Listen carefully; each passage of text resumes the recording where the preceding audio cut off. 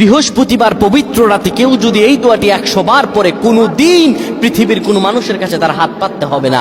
পৃথিবীর সবকিছু তার পায়ের নিচে আল্লাহ হাজির করে দিবেন। দারিদ্রতা থেকে মুক্তি দান করবেন, বিপদ আপদ থেকে মুক্তি দান করবেন, তার সম্মানকে সুউচ্চতা দান করবেন, অসুস্থতা থেকে দূরে রাখবেন। আল্লাহর অশেষ দয়া ও রহম তাকে দান করে দিবেন। সুবহানাল্লাহ। বৃহস্পতিবার রাত এটি গুরুত্বপূর্ণ রাত। এই রাত সপ্তাহে একদিন আসে। আরবিতে রাত আগে আসে, দিন পরে আসে। সুতরাং বৃহস্পতিবারের যে দিন গিয়ে রাত, এটি বৃহস্পতিবার রাত নয়, এটি শুক্রবারের রাত, এটি জুমাবারের রাত, এটি দোয়া কবুলের রাত, আল্লাহর কাছাকাছি হওয়ার রাত। সুবহানাল্লাহ। এই বৃহস্পতিবার রাত আল্লাহ তাআলা বান্দার দোয়া কবুল করেন।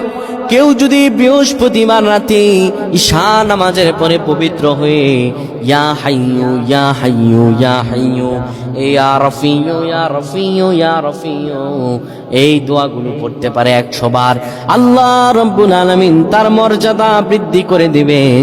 তার জীবনটাকে আমার আল্লাহ সুন্দরভাবে সাজিয়ে দিবেন। বিপদ আপদ বালা মুসিবত গুলো আমার রাব্বুল আলামিন দূর করে দিবে।